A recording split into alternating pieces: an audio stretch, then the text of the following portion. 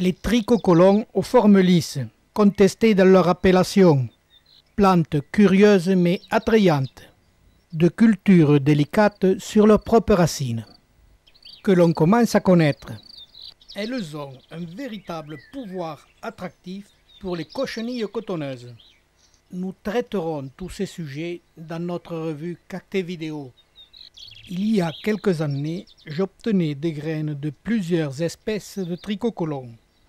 Ne connaissant pas leur culture et sachant qu'elle était difficile, je greffais mes plantules âgées de plus d'un an sur Stapelia gigantea.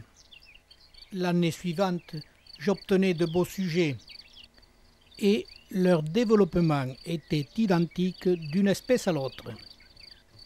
L'année suivante, dès le mois de juin, je vis apparaître les premiers boutons de fleurs. Ils étaient très nombreux sur cette espèce Tricocolum felinum. Quelques jours après, c'étaient les premières floraisons. Les fleurs sont petites, peu odorantes et dans le cas des Asclepiadacées, il vaut mieux. Et d'une espèce de Tricocolon à l'autre, il y a beaucoup de ressemblances. Elles ont toutes ces fleurs en forme d'étoile, et seule la marbrure est différente, suivant les espèces. Et comme la floraison dure du mois de juin et ne s'arrêtera que lorsque votre plante sera au repos, en novembre ou décembre, pendant ces 5 mois, vous obtiendrez une très grande quantité de fleurs. Ces fleurs sont certes petites, mais elles sont différentes par leur dimension, leur couleur et leur marbrure, suivant les espèces, alors que les plantes se ressemblent beaucoup. Cette succession de fleurs qui dure pendant 5 mois, très dense, pour bien l'admirer, il ne faut pas avoir peur de se munir d'une loupe. Et là, l'on découvre que les Asclepiadacées ont déployé toute une panoplie d'imitations de chair animale dans leur constitution et leur odeur, dans le seul but d'attirer les mouches qui assureront la fécondation des fleurs. Elles sont très nombreuses au sommet de la plante, un peu moins sur les côtés, mais toujours en grand nombre. Il y a souvent des anomalies, comme cette fleur à 4 pétales, celle-ci à 6 pétales. J'en ai compté à 7 pétales. J'ai vu sur une tricocolon une fleur à 8 pétales. Cette anomalie est commune aux Asclepiadacées. On la retrouve très souvent. J'ai même vu une fleur double.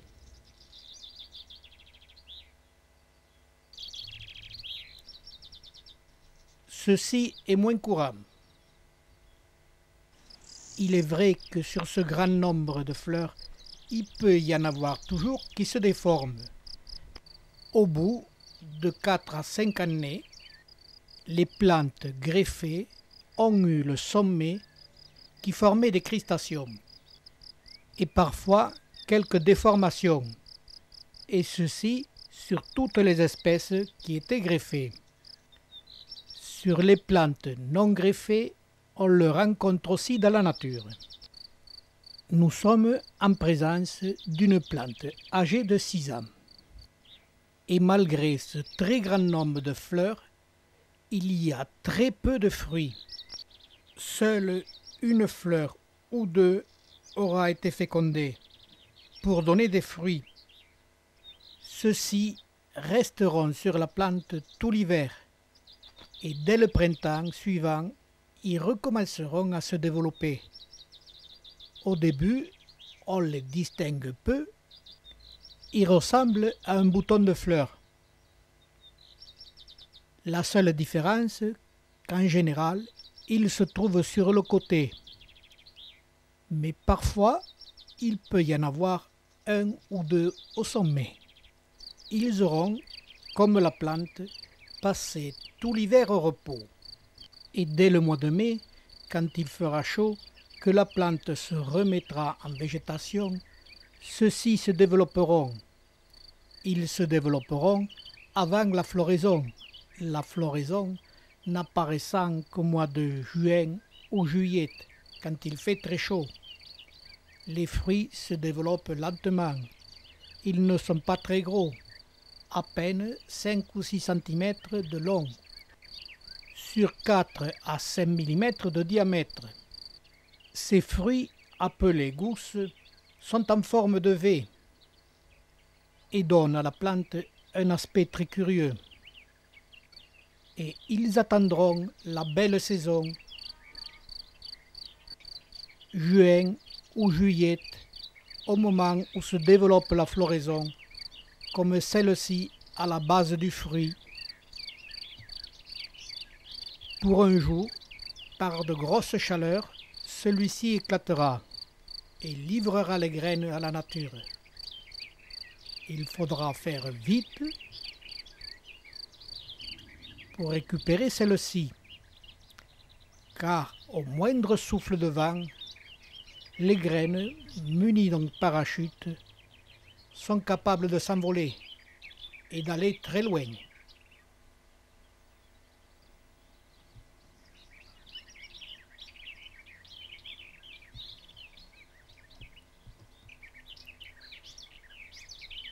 Les fruits sont toujours en petite quantité, les graines aussi, à peine 20 à 30 graines par gousse, ce qui nous donne une cinquantaine de graines par fruit. Celles-ci, qui s'envolent au moindre souffle de vent, sont capables de naître 15 jours après leur récolte, avec un taux de réussite très élevé, avoisinant les 100%.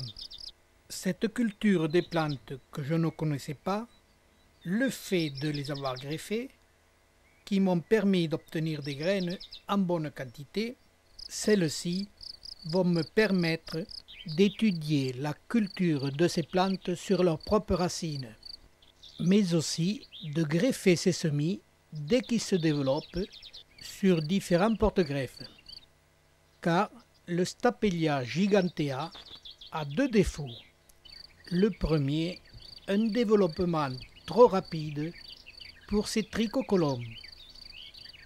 Le deuxième, c'est qu'il est lui aussi fragile des racines et ne supporte pas les erreurs d'arrosage. Aussi, je choisis comme expérience, comme un nouveau porte-greffe, Stapelia erectiflora. Celui-ci, de culture bien plus facile que le Stapelia gigantea. Lui, à mon goût, trop fragile.